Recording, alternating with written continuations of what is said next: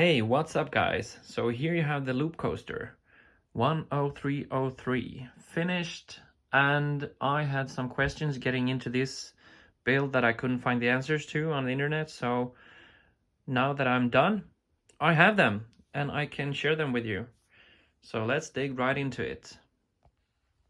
Okay, the first question was if you can motorize this with another motor than the one that they recommend in the instructions. They mention the control hub 88015 and the motor 88013, and I have the hub, which is from a city train 88009, and then a smaller motor which is 21980.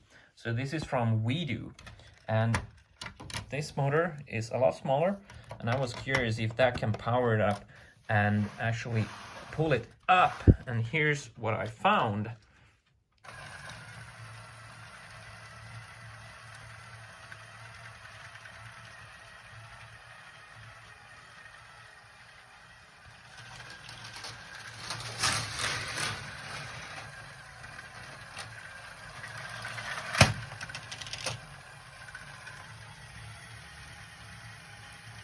It works.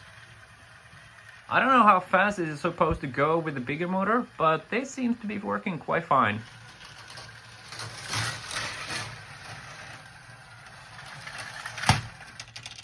The downside, of course, is that with the 88015 you can probably switch it on and off and get the motor going and just leave it there. But with this controller for the train, I thought that you were supposed to be able to, you know, with the train, when you want it to go forward, you click, and every time you press the plus, it goes faster and faster and faster, and it keeps that pace going. And with the minus, you decelerate the train.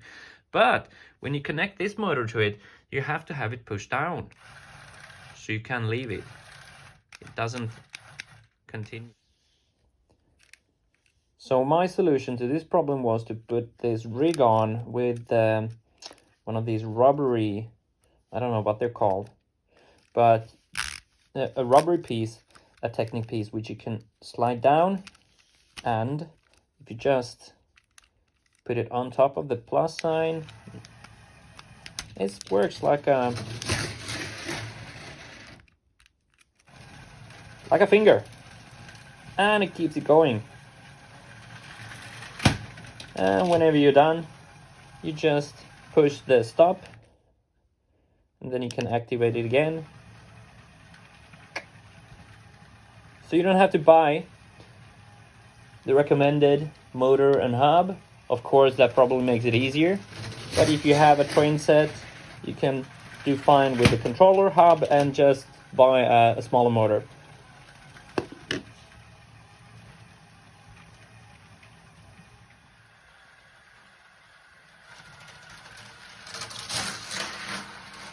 All right, the second thing I heard people complaining about that made me a little bit worried was when you have this running continuously, people were reporting that this top of the roller coaster was actually being hit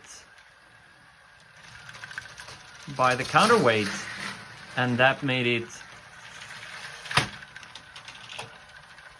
come loose, which made the whole construction wobbly.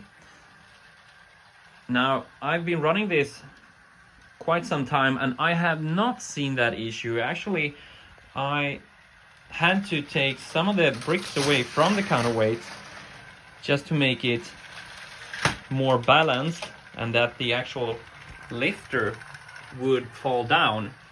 One other thing I saw when I was building this is that if you have it on a little bit of unstable ground, the whole pillar will bend, and when it bends, it doesn't fall down at all. So it needs to be completely straight for the counterweight to be able to actually come up. If you find it unbalanced, just make sure that you have it set just for your unit, and that it comes to the right height coming up, and that you have every tile pushed in all the way. It's a matter of tens of millimeters that actually makes a big difference if this lifter will fall down or if you have to help it down, or if it sort of grabs hold onto this pillar.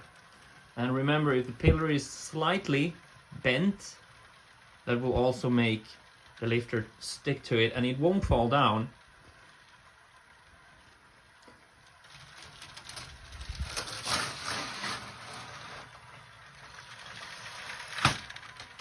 Alright, so anyways, hope you found answers to some of these questions if you found to this video, and have a great build. This is a nice one. There's a lot going on and it's huge,